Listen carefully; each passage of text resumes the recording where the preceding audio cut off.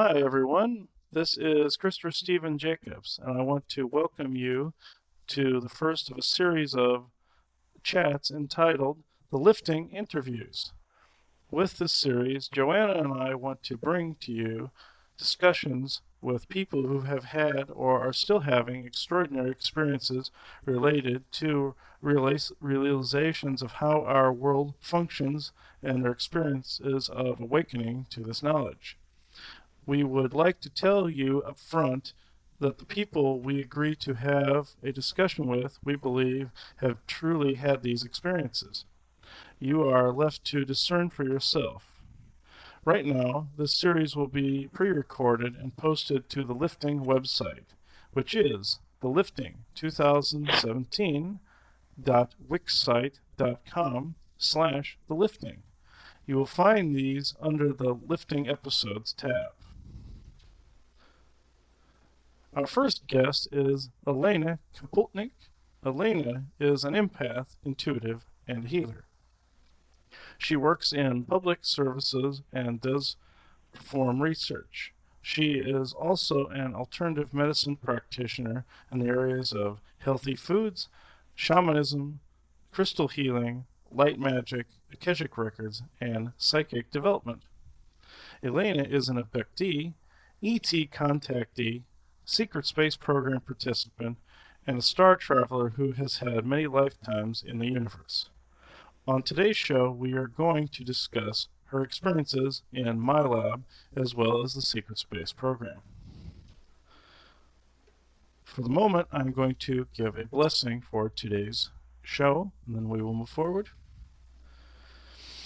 May today's interview be blessed by Source, and may the truth be heard and felt by all who hear the words spoken. All are blessed, all are one. Thank you. We are going to talk with Elena now, but first I want to go ahead and give you my understanding of what my lab and the SSP, Secret Space Program, are.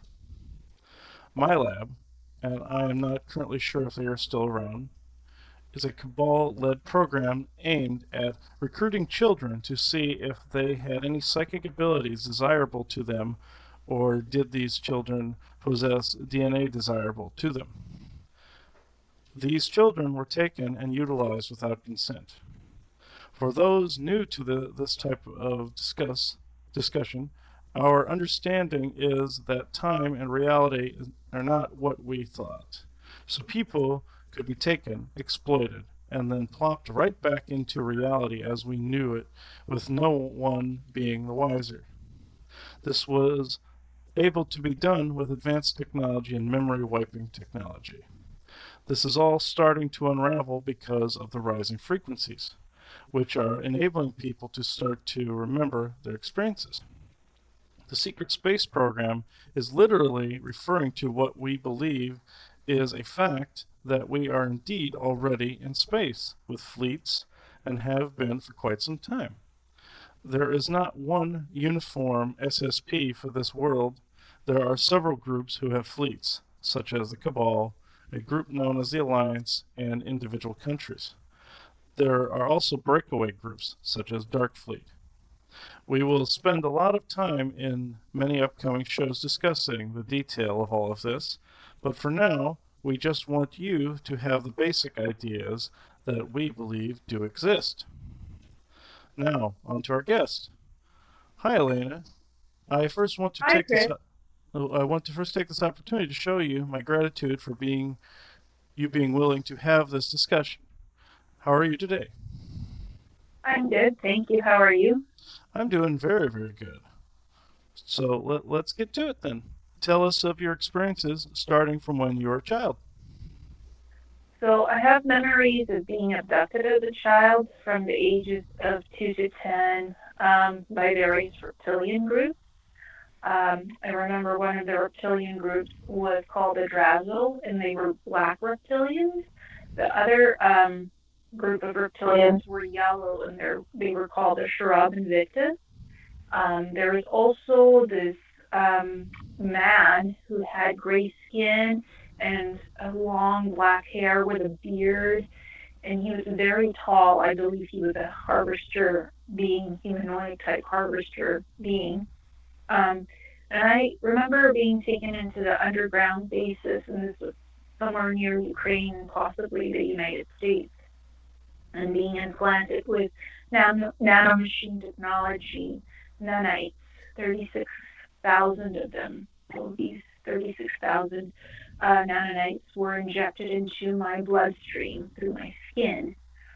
And I also remember children being chained to the walls in these corridors along the way to the bases, so to the underground bases. So that's the earliest memories I have. And I was always scared to sleep alone at night in the dark because I would have these recurring memories even as a child.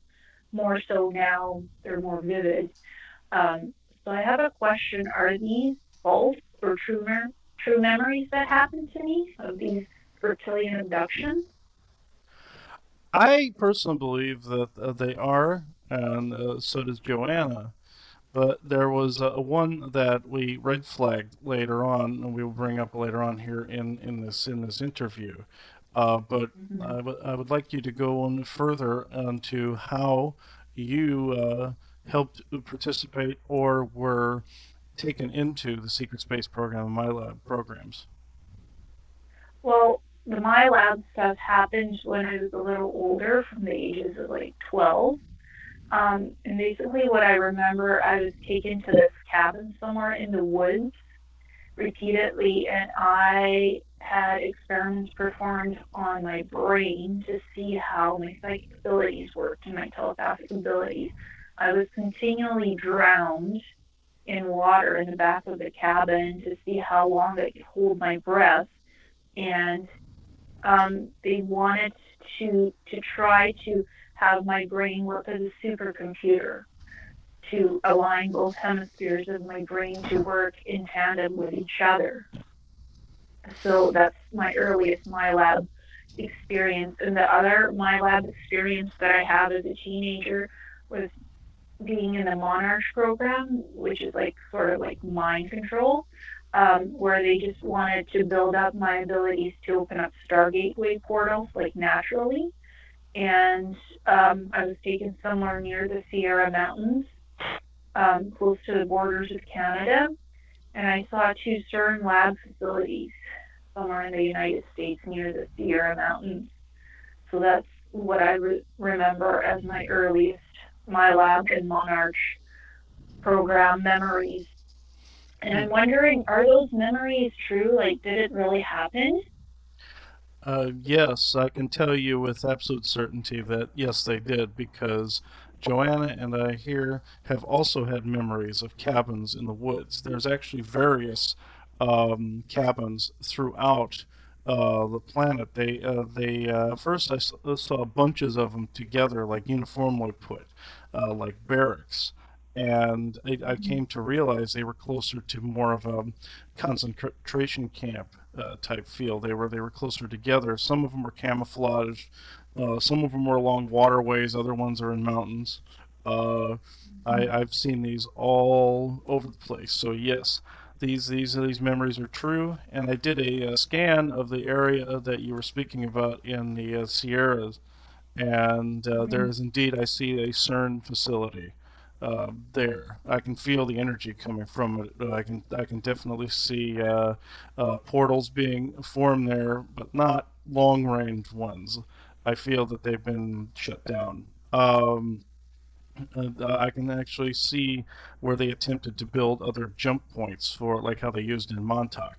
So Mm-hmm. I can attest that that set of memories is 100% legit on your part. And just going back to question one, like, why did the reptilians even abduct me? What was the purpose of injecting me with the nanite technology? To be able to control, to be able to uh, uh, convert you into something that was more useful to them. They themselves are being controlled by these same nanites. They're under the slave control of the harvesters, otherwise known as the controller spheres. They Not all of them can control their actions. Some have control rods in the backs of their heads. I've had to deal with Draco reptilians with control rods in the backs of their heads. So yes, I can attest that this is true. They also wanted to harvest your energy using these nanites. The harvesters need this energy in order to survive. So the reptilians are pretty much doing their bidding. There are some that are not controlled by AI that also do harm to people. And there's also some kind races of reptilians too. But these three groups that you were talking about, though I didn't recognize the names, I recognize the looks. I can tell you now that is legit. And anything you were saying about the harvester nanites, all legit. Hey, and this is, Okay. Joanna, the reason why, because I think you were asking why me, why were they picking on me? And basically, it kind of gets back to what we just stated just a little bit earlier. They look for certain people. They look for certain people with either certain type of psychic gifts that they can exploit and use for their own purposes, as well as if there was anything particular in your DNA that they could also use and exploit. So they don't necessarily bring just anyone into these programs. They're looking for specific people that fit the bill that they want to exploit, basically. Mhm. Yeah, that's the feeling I was getting as well. Is I have past life memories of being a star traveler and being a guardian for planets in the star system and also the Andromeda galaxy. And part of being a guardian is like living almost eternally. So I have those memories as well, not just the secret space program memories of just other lifetimes as well. Yeah, this is very interesting because I have come up and seen these very same things for myself, and Joanna has as well. I have memories of time traveling, of memories of being in the Montauk Project and going through jump points to different time frames, different timelines. I even have a memory of going back to the desolation of the city on Mars in the Cydonia area. The Cabal wanted to keep that place intact because they wanted to harvest the technology. All they had access to was a ruined city on Mars. They felt if they could go back in time, prevent the disaster that destroyed it, it would exist in the here and now, and they could either make allies with the people there or utilize or steal the technology and the resources. If they prevented that disaster from taking place, but it was a fixed point in history, so they couldn't change it. Hmm.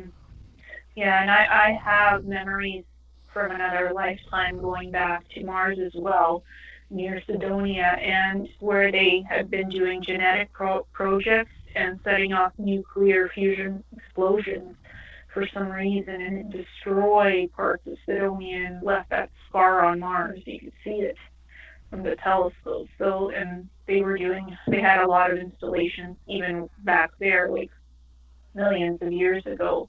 Um, the original Mars colonists, so and humans as well. So it goes back way back from my memories as well, from like millions of years ago.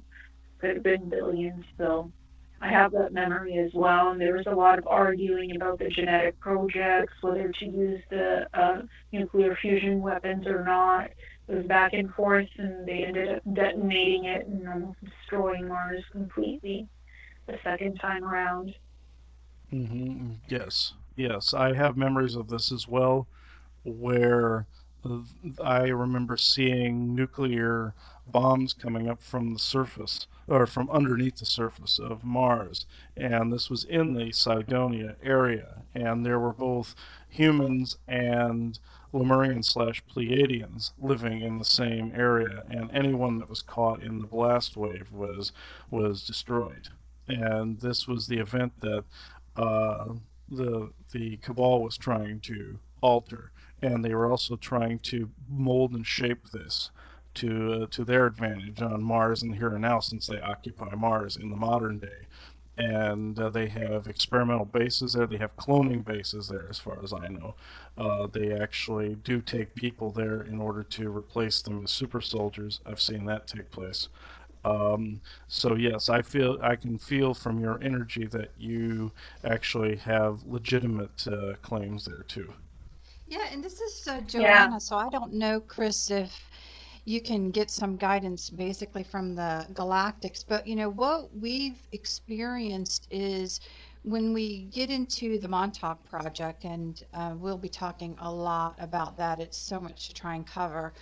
One of the things that we learned is that people may have had past lives in different places, and if they can figure that out, they like to bring in these new souls who have these past lives, and they actually take them back in the Montauk Project to go right back to where they had lived a life before to alter it. So my curiosity is this what is she experiencing both, that she was there many, many millions of years ago, and she also was taken back to the same point in the Montauk to try and change it.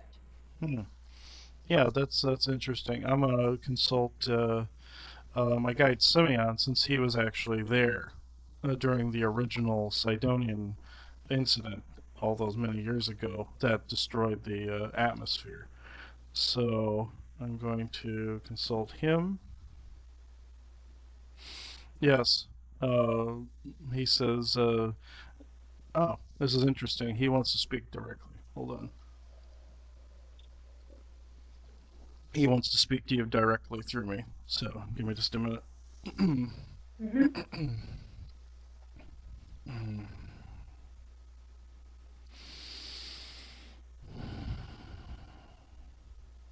Greetings. This is Simeon. Some have called me Simeon the Lemurian, or by my birth name from the Pleiades, known as Larnias. This is an incident that I actually participated in, but not in the negative aspects or connotations. I can assure you, in this particular instance, what was just spoken of as your past life, as you would say, and your current lifetime were indeed fused into a single continuum as you are remembering the past. This particular instance, however, the reason you remember it in such vibrant detail is not that it was implanted in any way, shape, or form, but in fact, it was indeed a dual line being fused into one. Your past life consciousness being fused with your modern day self. You literally had a link to a different aspect of your soul in that particular lifetime. So the ones you know of as the bad guys, as it were, took you into that on a mental level at first, but then took you into it on a more physical level. Then you were also taken to Mars during the modern day and allowed to walk the streets, as it were, of the old Sidonian ruins. This particular area was the very same that I stood and had to watch as many people died as the bombs fell on the surface of my home world. This was not something that I cherished or liked in any way, shape, or form. The Cabal uses this particular, as you say, jump point to try to go back over and over and over again. In this repetition, they caused a time wound that allowed for the instability of, as you say, the space time continuum on Mars. This caused, as you say, a portal to open between that of the Sidonian disaster and that of your modern day. This allowed certain toxic energies to leak forward into the here and now, and vice versa. Toxic energies then leached backwards through time, in effect causing the disaster to begin with. So, in this particular instance, I can say the thoughts that this one put forward when he originally discovered this particular quandary, meaning the positive thoughts sealing this particular time hole, did not alter the events for your space time continuum, but it altered the events for Mars in multiple universes and planes along the multiversal spectrum. This is something you also participated in, but have very little memory of doing so. You were actually, as humans would put it, undercover in some respects. I myself have spoken to you in your lost time, as others would call it. I myself actually guide others that have been through these programs. So, no matter who out there tells you otherwise, you are indeed involved in these events. It is not just past life, it is your physical self indeedly put in this modern day and age. This is something that people may have a hard time, as you say, swallowing, but this is indeed the truth. Thank you.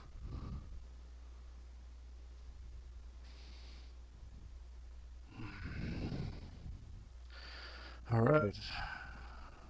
That's what Simeon wanted you to know. Yeah, that makes sense. That makes a lot of sense because question number 4 deals with Mars and me physically being there. So. Yes, he confirmed every bit of it even before you mentioned it. So if you want to speak more about your Mars experience, go right ahead. Yeah, I'll just read briefly what I remember from it. So during 2000 to 2014, I have memories of participating in a quantum leap time travel program where I spent 60 years working as a secret space program agent with the interplanetary corporate conglomerate and Dark Fleet. And those are associated with the different secret space program groups. So I was basically stationed on 11 of the interplanetary corporate conglomerate bases on Mars and also some bases on the moon. During that time, I did a lot of language translation work while attending various ET meetings. I also designed Neuralink technology for spaceships to telepathically connect with the ship's computers and navigate them and make sure ship security was all connected and could not be hijacked or disrupted. I also checked and gathered information for security purposes, logging the information into the ICC databases. And I worked as a technician in the cybernetic lab on the Mars bases. So basically what happened in the cybernetic labs is that the ICC used to transport abducted people from Earth, both adults and children, and used them to splice them with cybernetic technology.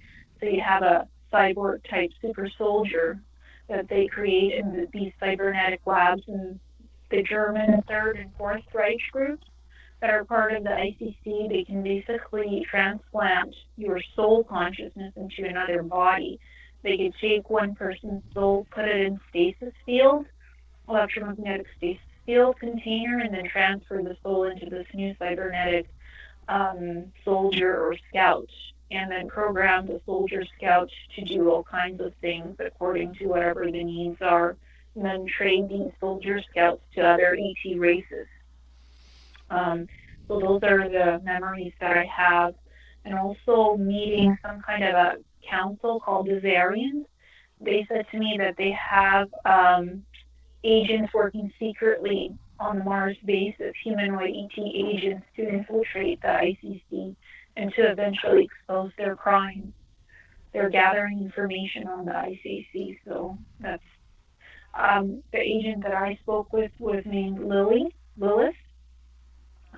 She had black eyes, white skin, white pale skin, and black hair, long black hair. She was female in her late 20s, I believe, but much older than that.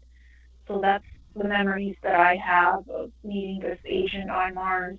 She was in the ICC basis gathering, like she was cloaked and she was gathering information on their various activities and crimes against humanity on Mars. So that's what I basically remember from that time during 2000 to 2014. Even bits and pieces right now, because sometimes I'm taken back to Mars and return there and I see this stuff again.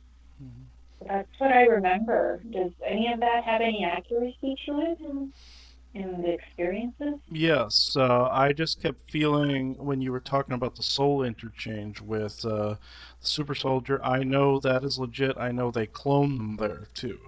Um, I have seen this soul interchange process before. It creates what I call inborns, where they Mm. and disinfo agents and ridicule agents and all those that are filtered throughout society.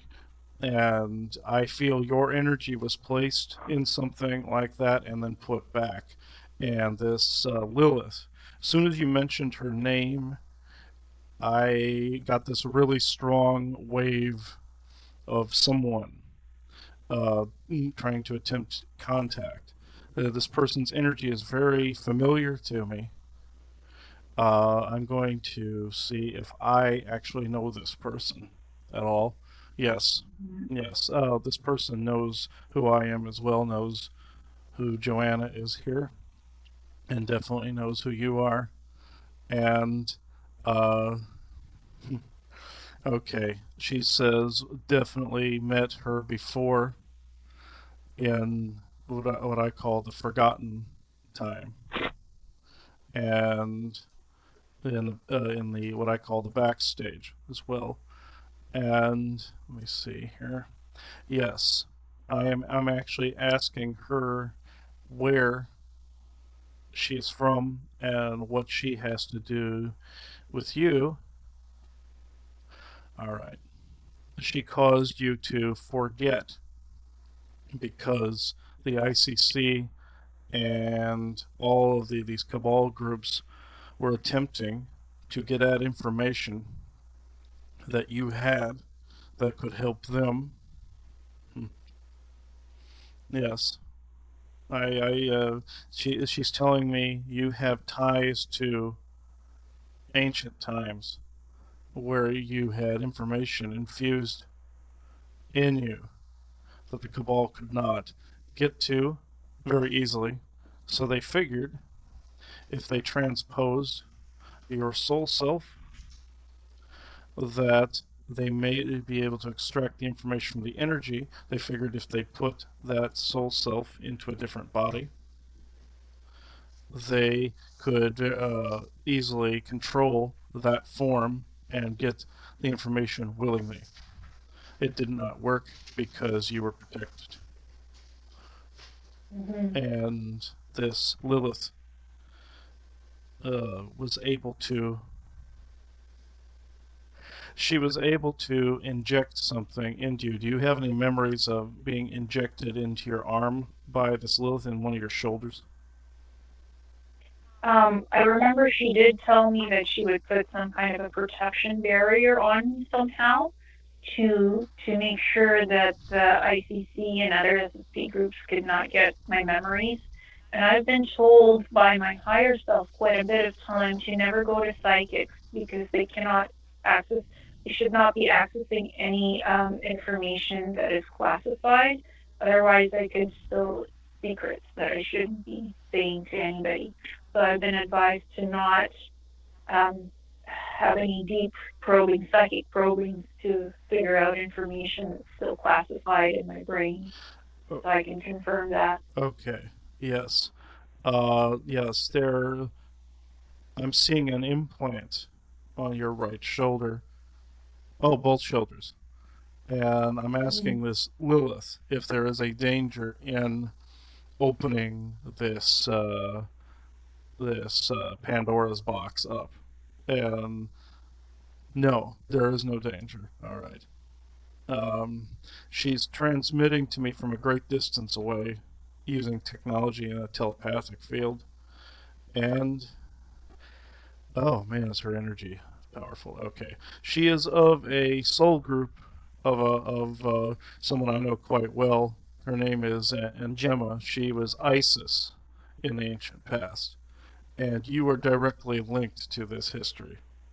So you were looked after by this Lilith, but this was not Lilith physically. This was something that she was using to walk amongst the ICC people. The real Lilith is more than likely far from here. This is the Mhm. Lilith from biblical history. This is not just someone in name. This is somebody who is aligned with the sacred feminine along with Angema Isis. Um, I thought I recognized the energy, but the energy reverb coming through this other being with the pale white skin is there. I see some robotic components there because she was using a how we would control a drone or some kind of robot. Mhm.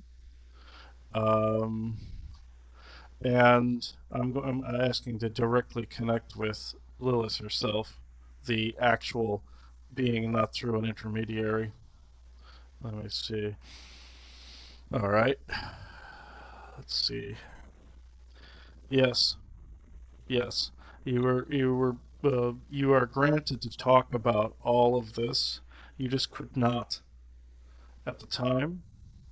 You can speak about it. This doesn't mean that this information would be of any use to the cabal. They want it in a specific energy stream in a very specifically accessed way. Speaking about it is not going to harm anything. Let me see here if it can be directly probed here. All right. Let's see. I'm going to open this up, and you can tell me what you remember. I'm Mhm. directly accessing the information stream, and I'm turning the dial to where this opens up. This should give you more direct access to your memories. Uh, but I'm only able to do it in a limited capacity, or your brain would incinerate or implode or something. So uh, Mhm. this should clear that up. So, do you remember those memories more clearly that you experienced on Oh, Mars? yeah, I remember actually physically being tortured here on the Earth when I was sleeping by one of the ICC agents who was reptilian humanoid hybrid, and Lily came in and said, "Don't worry what she's doing to you on the physical plane. She can't kill you energetically. I'm here to protect you. We were friends a long time ago, and we're still friends. Just don't mention my name for a while. I'm here to protect you." And she was physically on one of the ICC bases. She was cloaked. Mm-hmm. So that's how I met Lily. I remembered her. She cloaked me in etheric energy, so the ICC agent couldn't kill me Mm-hmm. physically. If they tried to torture me and still kill me physically on the Earth plane when I was sleeping, this is a year and a half ago. So that's what I remember of Lily. I don't remember much except that. Mm-hmm. And she said you have much information that is locked in your genetic blueprint that you'll have access to when the time is right and when you need it. But the all the bad groups can't get this information. It was locked for a reason. They can't get the specific stream that they want of information. It was blocked and protected. Okay. So that's what she said to me. Mm-hmm. Yes, I. She's cloaking herself mainly for safety reasons from me, but she's transmitting words periodically, and she's saying that that is correct. Your memory is has not been compromised in that area. Let me see Mm-hmm. here. All right, I will move on to the next one. Yeah, you have questions here about Antarctica. I see. What were your Yes. experiences in Antarctica? So I remember going with some of the interplanetary conglomerate science teams and cataloging like advanced technology in Atlantic outposts that are on the Antarctica itself on the continent. They have like 4 to 10 of these Atlantis outposts, and this technology included the Neuralink chairs, which is mind to mind technology, like holographic technology, where you can interact with people mind to mind when somebody is sitting in this chair. So you can have it's basically like you're having a conversation with somebody, but you're not physically there. one of the participants is sitting in the Neuralink chair and the other is being contacted through the mind telepathically to make this holographic construct. There was also supercomputers, cryogenic pods, and free energy technology. Like, were any of these experiences real, and how accurate are these memories? I have all my guides here telling me that this is legitimate. This is 100% legitimate. I've seen this holographic technology myself. Let me see. Yeah, yeah. This chair technology, I run into this all the time when I run into cabal remote viewers that are trying to stop me from doing things. They're using this exact technology, this holographic technology. Uh, Now, before I go into this next section, Joanna can cover part of this as well. Um, there are let me see here. Um, actually, I'm going to go into number 7 here that you gave me first before I get to the last portion. Mm-hmm. Um, let's see. It says you have reoccurring memories of being reinstated as an honorary agent in the secret space program. Yes, I do, because I've had trips to Mars again in some of the Dark Fleet bases that are outside the solar system. I remember floating cities, like tall cities going beyond, the clouds. Um, and the Dark Fleet bases have all this advanced cloaking technology. So nobody can, not even the SSP Alliance could see the Dark Fleet cities or bases on other planets because it's cloaked with energetic um, barriers around the bases. They have this technology that cloaks their cities and bases on other planets. How accurate is that? That is also 100% accurate. I've heard this exact same thing from Simeon and all the other guides, and I can even see them now. They're all shaking their heads, most definitely. So this was an accurate memory. Uh, Minus one part probably, and I think the one part is the part where they say they're calling you an honorary agent. So, in all honesty, there really is no such thing. You were against your will pulled back in because there was something they wanted you to do for them.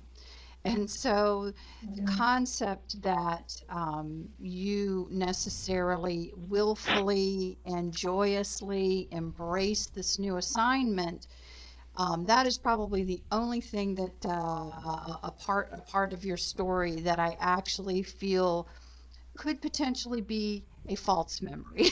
So I don't know how the guides feel about that, but I feel about it that way. uh, yes, yeah, that I do agree. With them, there's no such thing as honorary agent. It's one of those things. They just take you whenever they need you. There's no consent involved whatsoever. So that is definitely that particular part where they say honorary agent. That's BS on their part. But Mm-hmm. the rest of that is true. Uh, And I also remember being implanted with etheric implants that were like Neuralink connections. So I could access ship technology information. I could actually link up with computers and access navigation charts, language translation to be in the team meetings. Like, are those implants real and are they there? What's the purpose of them?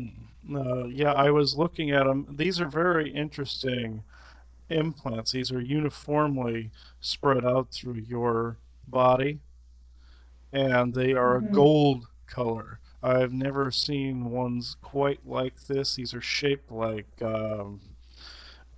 they have a triangular shape to them, but they have different little points, fractal points off of them. And these look like Mm-hmm. they would definitely plug into something large, like a computer console of some sort. Mm-hmm. Uh, I can attempt to remove these if you wish. Well, my brain feels like it's going to explode. For the last 4 months. I've had like brain pressure and seizures. So that's the question I've had on my mind. Do I still need these implants, and can they be removed? What was Are they still needed, or Mm, does it need to be gone? and the guides are all in agreement. They need to be gone, so they are causing you health problems. So I'm Mm-hmm. sending source light into your solar plexus, which the seat of your soul is there. And I'm sending a Mm-hmm. reverberation through the whole system and getting rid of these implants that I see just phasing out and dispersing. I'm dispersing their energy. They have a very unusual energy signature, Mm-hmm. but let me see. Yeah, they are disappearing. There is one in within your skull too. It is covering your third eye, so I'm going to peel that off and get rid of it. And there is Mm-hmm. one over the top of your crown, and it's gone now too. Uh, Thank and you. I'm sending all of that through your system right now. You'll feel a little hot there for a little while. Uh, Mm-hmm. let me see. Uh, your core is turning bright purple, exactly how it should be for somebody who has adept psychic abilities. Uh, and Mm-hmm. it's turning like a magenta color, which that's perfect. Let me see. All right. Yes. I can see directly into your memory center. So let me see here. All right. This leads me and Joanna to the last uh, question here. I'll let Joanna take this part. Mm-hmm. Yes, so we want to take a minute and I'm going to go back a little bit because we want to talk a little bit about the children that basically are brought into the My Lab and what's actually attempted to be done with them, and a little bit of explanation Mm-hmm. about uh, everyone in their particular DNA setup. So, in general, going into My Lab, basically, one of the things, again, since you're brought in there to you for them to utilize your gifts, basically be exploited. Part of the challenge that they face is, or sometimes they actually don't acknowledge they even need to face this, is how programmable these children are. And so, are they easily molded into being the people that can be exploited to the fullest? Or are they people that have certain abilities to resist their attempts at programming and exploitation? So it's not always 100% easy for them. They tend to stick with the more difficult children, usually because there's still something they want from them. And basically, that means things like they are actually always having to try and coax somebody to do something for them, or they're having to constantly wipe memories that are leaking through in these people, or they're basically getting to the point where we still need you and you're not cooperative, so we're going to threaten you and we are going to potentially harm people or find a weakness in you to get you to um, comply, whether you agree or not. So all of those things come into play when we're talking about the children that are going into these programs. So they're all of the time trying to see what they can get out of you, how cooperative you are, how can they utilize you to do their bidding. So one of the things, especially in that last point where they were talking about honorary agent, you were obviously, in my opinion, not necessarily someone who was immediately and easily continued to be manipulated, that you potentially were someone who memories kept bleeding through. You were someone that maybe free will was surfacing and maybe did not want to always participate. And they were always going through a cycle of having to recast and re-pull you back in and convince you somehow to participate, which is where you get that honorary agent. So that's just one thing about you and your personality style that I feel is in play here. So the one thing that you wanted to speak about, which we'll speak about now, is actually to do with a conversation and a memory that you have that we actually believe is somewhat of a false memory. And it has to do basically with seeing, can we put you through this play scenario to see how you act, to see if we now can exploit you in this area. So sometimes they would do that. They would literally put people put through things, but again, it's all in the purpose of how can I utilize them and exploit them? Do they fit our need or not? Okay. So what I want you to do is go ahead and read what you submitted as your experience, and then we're gonna tease it apart and share with you some different components of it. Sure. So recently I remembered meeting the individual codenamed Gonzalez, who works purportedly for the SSP Alliance, Secret Space Program Alliance, who I did a negotiating meeting for with an ET species named Saruna, who looked like a hammerhead shark species. I was instructed to be put in a blue dress by Gonzalez with exotic makeup on, and for my hair to be straightened. I have blonde curly hair, but it was straightened into a bob. I was put in a prep room on Gonzalez's ship near Earth orbit when this is being done. Before I could be dressed in the blue dress, I ran out of the prep room and walked through 2 corridors and then entered a surveillance monitoring room where measurements of the solar activity being emitted by the sun were being taken by various holographic computer equipment. This is one of Gonzalez's private labs. When I was brought back to the prep room by Gonzalez, when he found me, I was redressed in the blue dress and beamed down to a cave somewhere near Earth.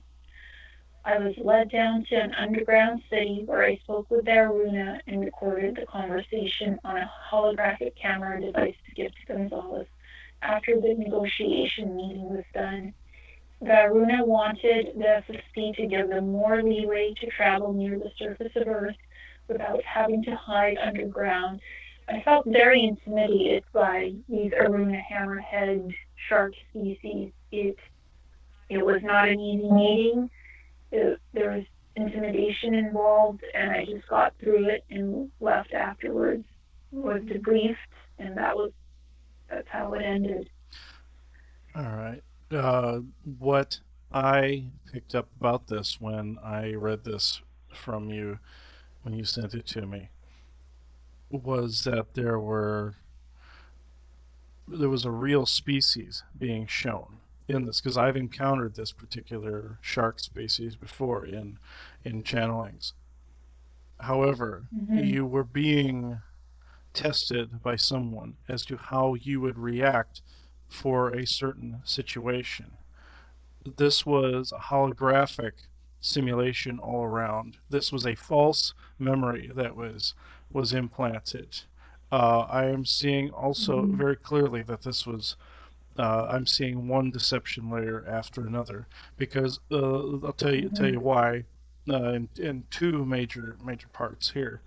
In the part with Gonzalez, I'm sensing some kind of spherical dome that was put around your head. I don't want to say spherical; it's more or less like just a dome. And I'm seeing all these waves being put into your head with a series of images that rotate in a circle and eventually show people a given scenario. This looks to be the device that they used to implant these memories. I'm seeing the room that you're in was pitch black except for the light that this device was emitting. and I am seeing this scenario. You were seeing if you would. They were seeing if you would obey orders, that you would do whatever they told you. And on that note, Gonzalez is a ranking. I came to find out the name Gonzalez is some kind of ranking associated with individuals that are, from what I'm being told, also right here on the spot by my guides. It's a ranking for individuals that have to do with falsely implanted memories. The Gonzalez tag or file note or ranking is when somebody says, "Oh, pull a Gonzalez." Well, go do a Gonzalez routine. This means false memory. This is a code name for false memory. And this is given to the instructor who is running this particular simulation. I'm seeing a person in the dark room saying Gonzalez is a go, or we're going for Gonzalez, or we're finding Gonzalez, or some code name, militaristic code name attached to this. From what I can see, they changed it up every time so the person couldn't completely focus. But the other component that I was going to talk about has to do with the inner Earth itself. I speak to a being by the name of Abendigoth, and he is one of the lead council members of the Agartha network. And any instances where anybody claims that they've ever gone to the inner Earth and performed negotiations with anyone, this did not happen because they don't allow anyone down there. The only time this ever happens, A, if you're of a particular vibration, and that then it doesn't always happen then either, or B, they have another holographic piece of technology where people can speak to individuals down there. Now, there's another method through channeling where you can swap out consciousnesses, and the Agarthan individual that is being channeled can speak through in your body temporarily. That is another method. But as for just somebody casually going down to the inner Earth, that just does not happen. The vibrations don't match up. The Bendigoth has always told me that they don't allow people down there except under very, very, very rare circumstances. Like Admiral Byrd was allowed down there back in the day. Another man, who I'm going to leave the name out of it for the interview, but there was another man that is a grandfather of a friend of mine. He was allowed down there, but he couldn't speak about it at that particular time. This was quite a while back in time, but he was told all that was going to take place over a few decades later. Those two individuals I know were down there. This was definitely, without a doubt, an implanted memory to see how you would react in various or particular various situations. I feel this device was used on you several times, not just that one. But let me see if I can flag down any of the memories that might come forward. I don't want to influence it coming up, but Bendigoth wants to come in and talk. Okay, he's actually very eager to speak on this subject. So, okay, I'll let him come through. He wants to talk directly. Greetings. My name, as you have just been notified, is Abendigoth of the Council of 17 Elders of Agartha, also now called the Oneness Council. I stand before you now in both this place and that, with this one and yourself, speaking to the world about this issue of people in the MyLab programs and in the SSP and other programs within the Cabal entering our realm of Agartha. This simply does not happen on a physical level. If anyone enters Agartha with a device such as a hologram, or enters with their mental capacity and telepathy known as channeling, this is allowed. However, some people have seen but they feel like they're actually down here. This is very true. We do have the capacity to make you feel as if you were. But I am sorry to say, in this particular scenario and instance, you were indeed, as this one has said, in a particular room, a darkened room, with a man that spoke over a loudspeaker with you in a helmet full of images. This is how they test their most promising agents. This is how they test whether they can control or they cannot control someone. In the instance of the Gonzalez ranking, there is no such individual person known as Gonzalez.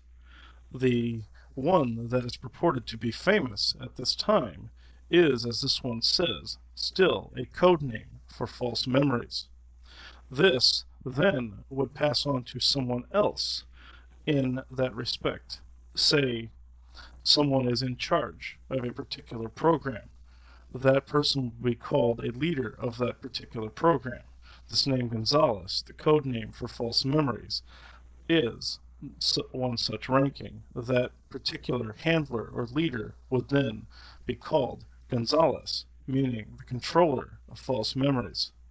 This has been used dozens and dozens of times over the past 3 decades.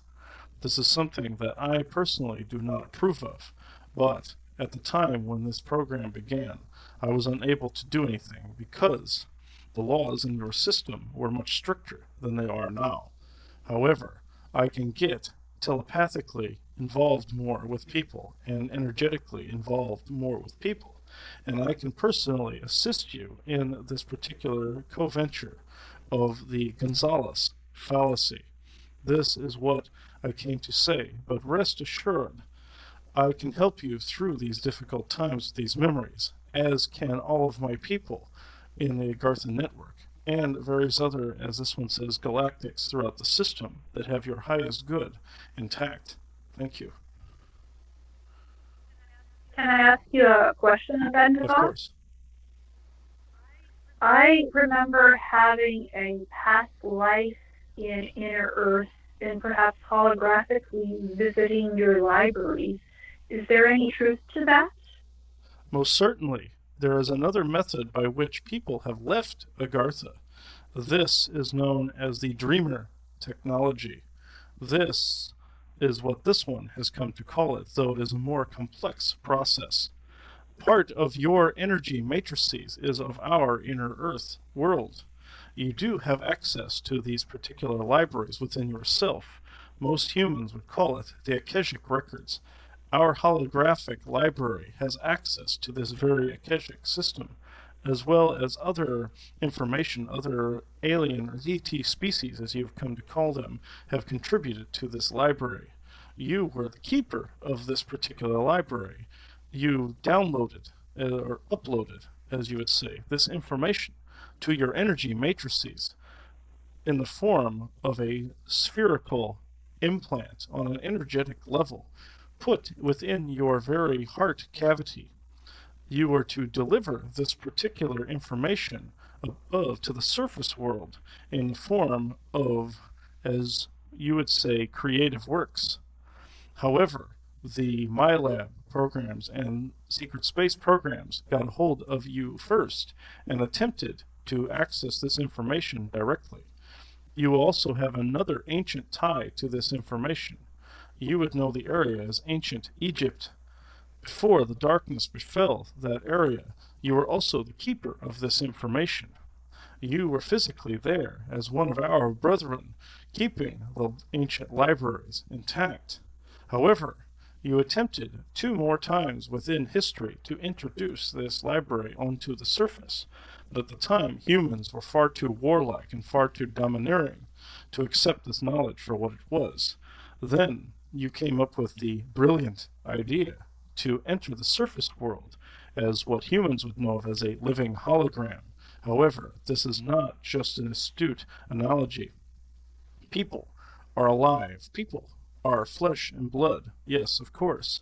You have the beamed-in information, as you would say, from the Agarthan library, also as your Agarthan self. This one would call it a rogue expression. This particular rogue expression is you in every sense of the word. You are that library. You volunteered for this particular mission. You alone can dictate how this information is used.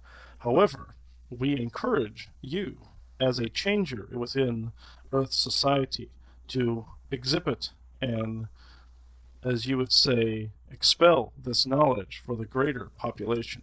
Thank you. Thank you.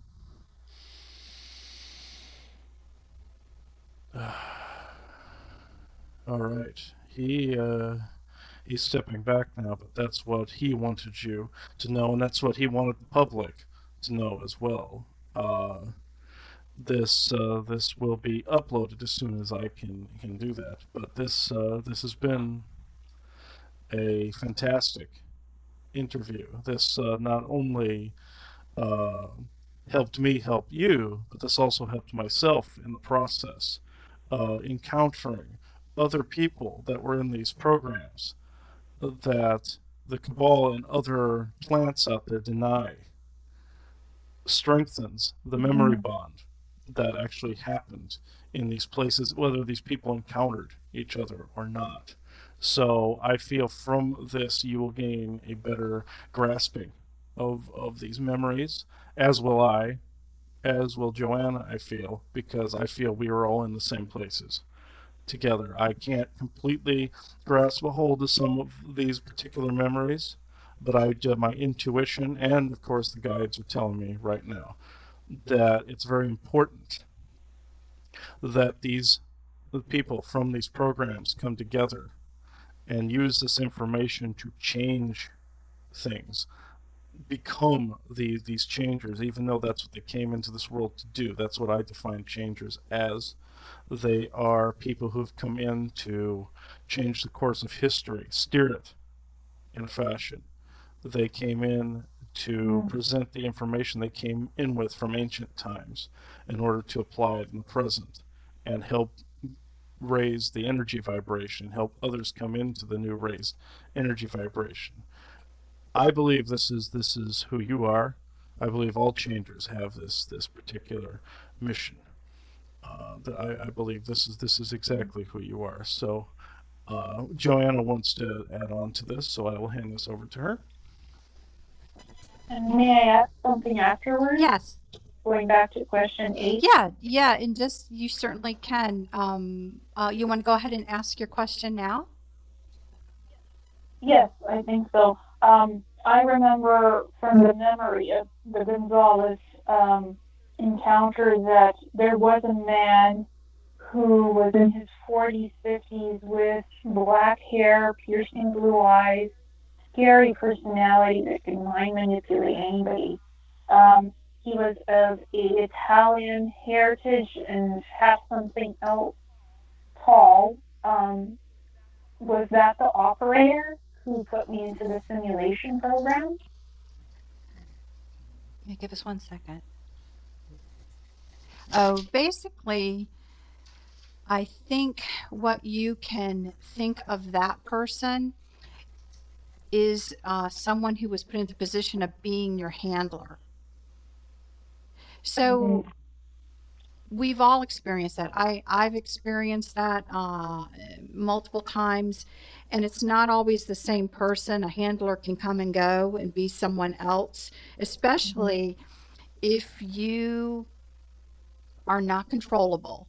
So if you are not controllable, then you may have a handler for a certain period of time.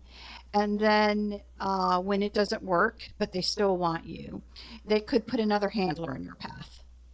And it's one of the many ways. But what you were sensing and why you felt that way about this person is that he indeed was there to be your handler. Okay. If I started looking at different images on the internet of what this person looked like. And I actually found images in a game called Mass Effect. And there was an image of, it was a tagline called Elusive Man. And it exactly looked like that handler that was on that ship where I was kept and put into this mind simulation. So I even made a PDF document about it. I didn't release it into the public. There was this sense of fear that I would expose this Well, you know what? person. So I didn't put it out in the Look at public. this a different way instead of just focusing on that, because this has happened to me, this has happened to Chris. Mm-hmm. You have to understand that on um, if we refer to the dark agenda, you think of the light agenda. So in the light agenda, one of the Mm-hmm. goals is to help us remember. And there you have to think of there's a team behind the scenes working with Lilith, working with different people. And some of the ways they help the memories trigger are going to be visual cues, they're going to be music, there's going to be different things, because what they were doing in the background was setting up a way for you to remember and for it to be meaningful to you. Mm-hmm. So you actually were looking for a picture and you came across something, but you have to be open to the possibility that the guides and different people put that there for you to see at that moment to help continue trigger your memories. Yeah. And so it's not as important this guy. What's important is learning about the concepts of what was happening and triggering continued memories. Because the one thing I did want to bring up, and I know that you have personally, we're not going to character assassinate anyone, but I do know that you have had a difficult time because you have approached certain people who completely deny you, your knowledge, et cetera, et cetera. So I want you to Mm-hmm. think of this at a bigger picture so that you really understand all of us were victims, every one of us. When you go back into the MyLab project and you brought in these children and different people were brought in, some of them were so easily susceptible and they were good soldiers from the get-go. They were mind controlled and they Mm-hmm. were good and they were caught and they were hooked and they believed it because they were told to believe it, and they went there and they walked that path and continue to walk that path unknowing that they are actually controlled. So then you have again the other groups of children with their different predispositions, and usually again I really mean this DNA in them that helps guide and is a part of people's personality is how controllable are you. And so you have to be open and understanding that what is someone's truth? It's really what they experience. And so someone could be that you are looking at, that you meet, that you're like, don't you remember this? I know I sat right beside you, this, that, and the other. I was right there. And they're like, I have no idea what you're talking about. No, but that is their truth. They're not even necessarily lying. It is their truth. The sad news is that, again, they went through everything as well. They were mind wiped and they were programmed. The false memory that is here that we were just talking about, if you discern what we're saying is true and that it is a false memory, and if that ends up feeling right to you and you discern it, you now have a good example of how something can be made to appear to be so real. Because it to you, Or the holographic yeah, images. so it's as real as the ones that were real. And so if you were someone who was easily manipulated, who really fell into that programming, what is your truth? It really is. Unfortunately, what this means is that everyone was victimized. Everyone was victimized. And some people are still being manipulated. So can you really harbor, I mean, it's okay to be angry. It's okay to be frustrated. But when you really pull yourself back and you look at it all, at least for me, I just am so grateful that I wasn't able to be easily manipulated. And I am so grateful that I can sit back here and have a bigger perspective and bring the message out to people.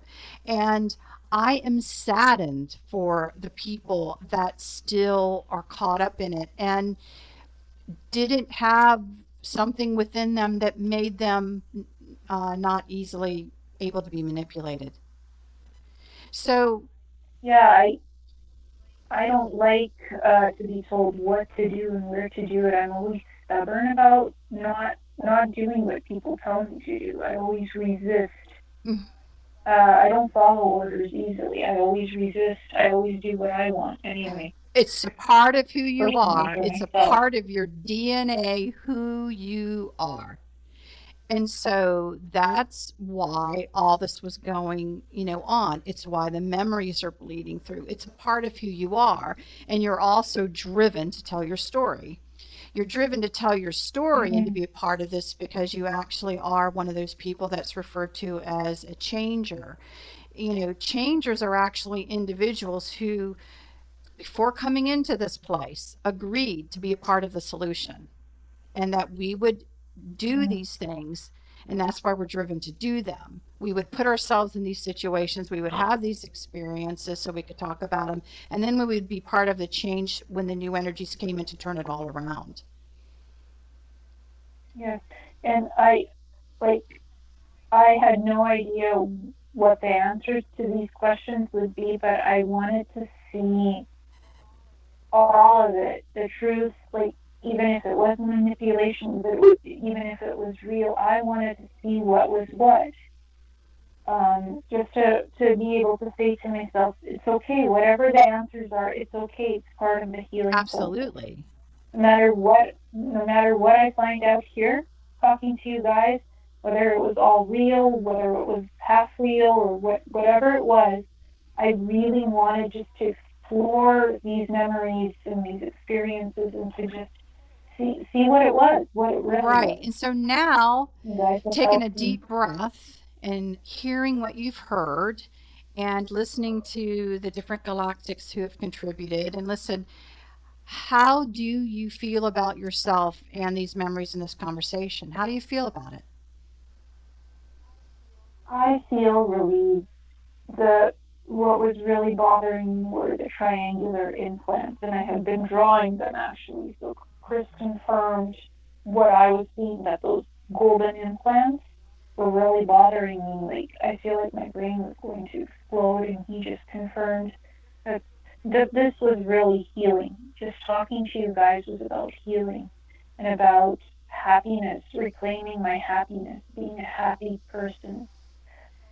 This helps me with that. And before we even started this, I felt like this would give me a lot of healing. That it was not about being vindicated, it's not about being vetted. It was just about being healing memories, and this it heals memories. Exactly. And I think the one thing that may be holding people back is that programming that's still there regarding fear. And so, Mm-hmm. I hopefully you actually don't have a fear because the earth did not collapse. You did not implode. You actually received a healing. The energies are different now, so people can talk Mm-hmm. about it. And the goal is, again, to bring the like minded people together, to bring this community together, to bring the energies of all of us together to fulfill what we Mm-hmm. came into this world to fulfill, which is to basically, we need to understand what happened. It's like a big ball of yarn that needs to be untangled and unwound so that we can understand, so that we can Mm-hmm. move forward and co create a much better way of being. And so, Yes. I mean, I just am personally so proud of you and for your courage to be willing to seek and do this and then allow others to hear this conversation. And I really genuinely thank you. Well, thank you. And it's also about that feeling of humbleness and to not attack each other. Like you were saying, there was an individual who I had some encounters with, and no matter what that person is doing, not to respond back in that like minded, energetic action, not to respond to that, better to take the high road and let it go and just continue to be the humble person and to share with others, but not condemn anybody for what they're Yeah, sharing think here. of it that, part of our role is going to be to model that better behavior, to model it and to really embrace it Mm-hmm. and to actually have compassion for all of the victims, whether they know it or not. So, Yes, I yes, am exactly. very happy you feel that way. Well, and I certainly don't want to engage with that other person no matter what they say or do or try to say about me. It's none of my business. That person is on their own journey and they've been in these my labs and SSP as well. They've had their own stuff happen to them, so it's important to feel compassion for them as well and to just let them figure out what they're experiencing. And hopefully they have protection and light healing them as well. That's what I've learned from that encounter. That's one of the lessons that came in for me because it was a lesson to understand. Well, why did I become in contact soul to soul with that person's energy? What was that about? Just to understand it and not judge it, and to just to and I finally understand what it was and why it happened. So it didn't happen out of malice. It didn't happen out of hate or anything like that.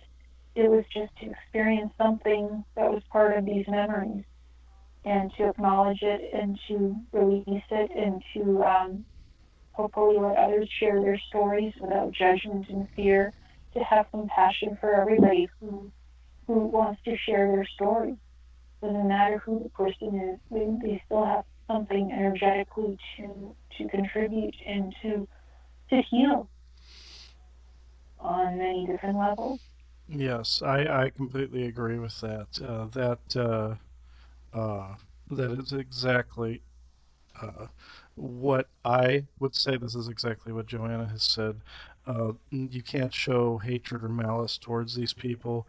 They were victims themselves. They were brought into this unwillingly, willingly. It really doesn't matter. Showing them compassion, showing them that you're taking the high road, that we're taking the high road, is indeed the Yes, best policy in this. I believe that's a good spot to end this interview. It was a complete pleasure having you here with us, Elena, and hopefully we can have another interview again sometime in the future. Uh, and I'd sure. like to end this now with an affirmation and blessing. This is something from Simeon. The first one at the beginning of this interview was also by Simeon. So I will read this, and then we will end this interview for today.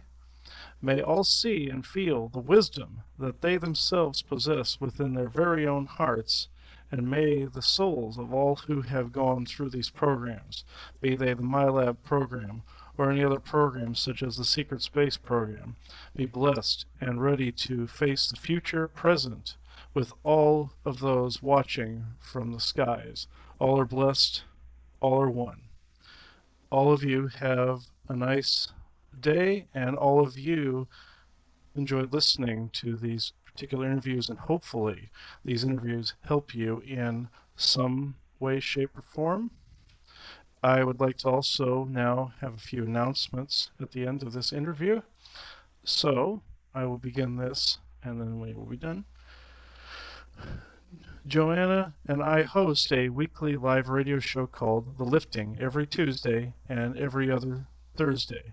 You can find out more details by going to our website called thelifting2017.wixsite.com/thelifting.